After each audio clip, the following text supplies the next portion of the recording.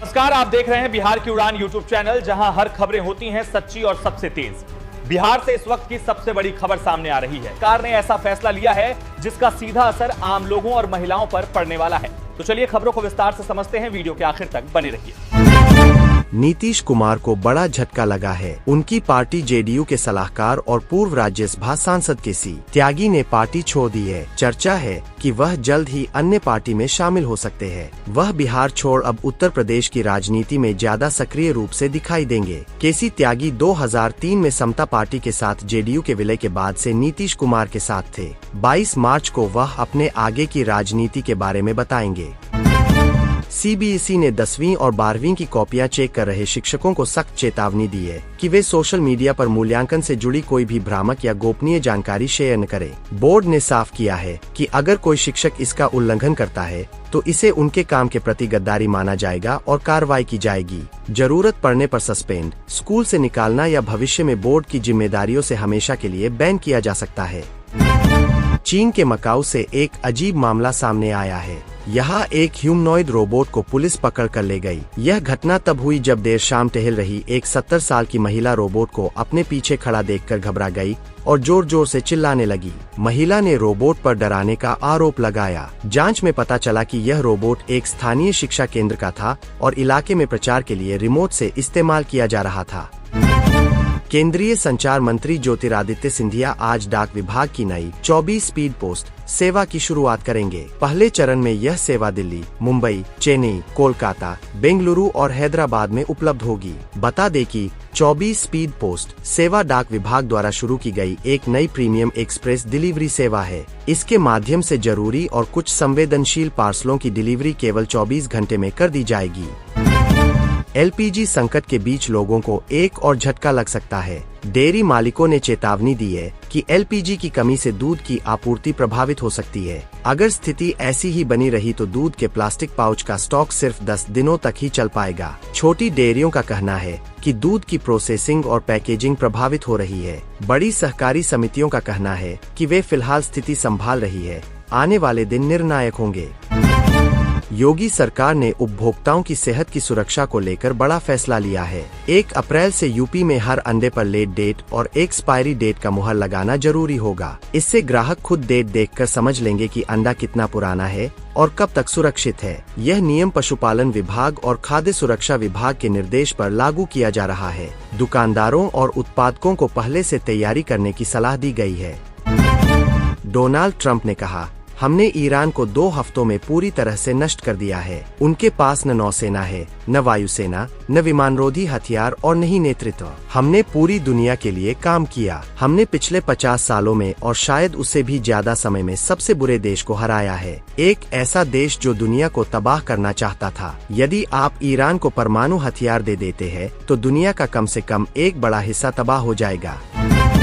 Railway में सरकारी नौकरी की तैयारी कर रहे युवाओं के लिए अच्छी खबर है। रेलवे भर्ती बोर्ड ने असिस्टेंट लोको पायलट के 11,127 पदों पर भर्ती के लिए शॉर्ट नोटिफिकेशन जारी कर दिया है। ऑनलाइन आवेदन प्रक्रिया 15 मई 2026 से शुरू होगी। उम्मीदवार आधिकारिक वेबसाइट पर जाकर अप्लाई कर सकेंगे। रेलवे मंत्रालय ने कहा, यह एक इंडिकेटिव नोटिस है जिससे उम्मीदवार पहले से अपनी तैयारी पूरी कर सके।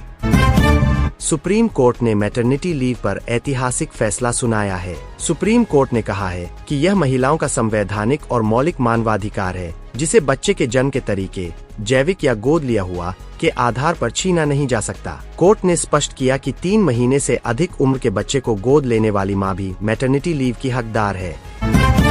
इजरायली मीडिया ने दावा किया है कि ईरान के बहुत बड़े नेता पर हमला किया गया है। इजरायल का इशारा ईरान के रक्षा प्रमुख अली लारिजानी की तरफ है। अली लारिजानी ईरान की सुरक्षा परिषद के प्रमुख है।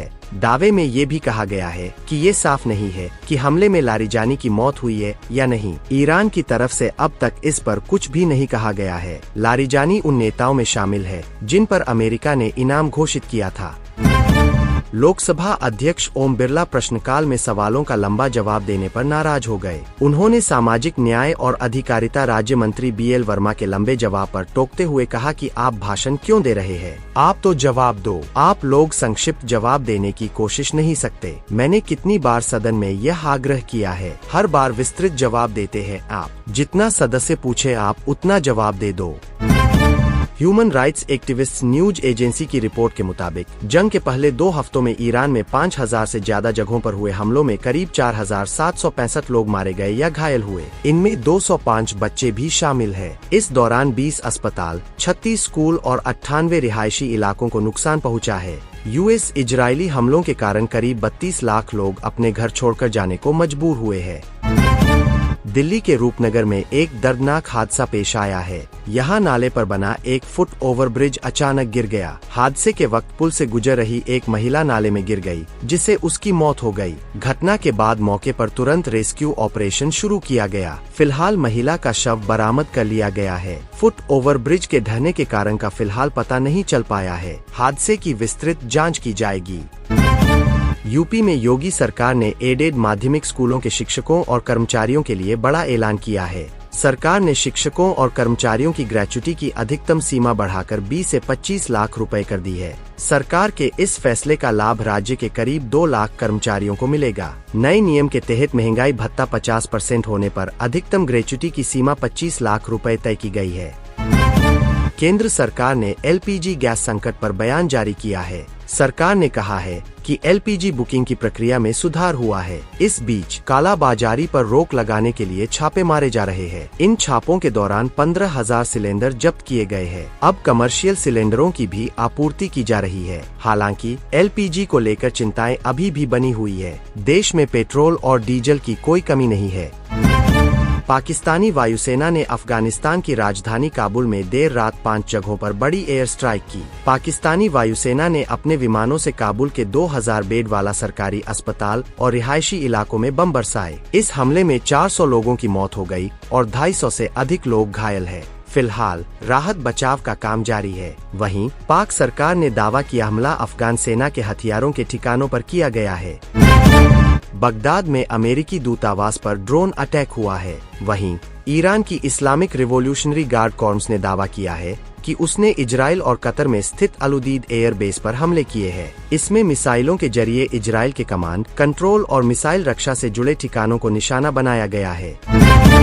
मिडिल ईस्ट जंग का असर पूरी दुनिया पर पड़ रहा है। इस बीच संयुक्त अरब अमीरात ने ईरान से मिसाइल और ड्रोन हमलों के खतरे के कारण बंद किए गए अपने हवाई क्षेत्र को फिर से खोल दिया है। बता दें कि एक दिन पहले ही दुबई में एयरपोर्ट के पास ईरान के ड्रोन अटैक में एक फ्यूल टैंक में ब्लास्ट के बाद भीषण आग लगी थी। हालांकि इसमें किसी जनहानि का सूचना नहीं है। LPG गैस सिलेंडर को लेकर मची हाहाकार के बीच बड़ी खुशखबरी आ गई है। LPG से भरा जहाज नंदा देवी भारत पहुंच गया है। भारतीय जहाज नंदा देवी कांडला बंदरगाह पर पहुंचे और इसमें 46,000 टन LPG है। बता दे कि एक दिन पहले ही 54,000 टन गैस लेकर शिवालिक जहाज पहुंचा है। ऐसे में लोगों को घबराने की जरूरत नहीं है। गैस की कोई कमी नहीं होने वाली है। अमेरिका के बड़े worship USS Gerald R. Ford पर आग लग गई थी, जिसे बुझाने में 30 घंटे से ज्यादा समय लगा। यह आग जहाज के लॉन्ड्री वाल हिस्से में लगी थी। आग से करीब 600 सैनिकों के बेड खराब हो गए। उन्हें फर्श और टेबल पर सोना पड़ रहा है। यह वॉरशिप इस समय लाल सागर में तैनात है। हालांकि आग के बावजूद जहाज के मिलिट्री के काम पर कोई असर नहीं पड़ा। सरकार ने गैस कनेक्शन से जुड़े नियमों में बड़ा बदलाव करते हुए आधार आधारित eKYC को जरूरी कर दिया है। नए नियम के मुताबिक अब घरेलू LPG यूजर्स को बायोमेट्रिक आधार वेरिफिकेशन कराना जरूरी होगा। यह नियम सभी गैस कनेक्शन पर लागू होगा। eKYC के बिना सिलेंडर की बुकिंग या सब्सिडी प्रभावित हो सकती है। इस फैसले के जरिए सरकार सही लोगों तक गैस सप्लाई, फर्जी कनेक्शन खत्म करना और ब्लैक मार्केटिंग रोकना चाहती है। भारत ने अफगानिस्तान की राजधानी काबुल के एक अस्पताल पर पाकिस्तान के हवाई हमलों की कड़ी निंदा की है।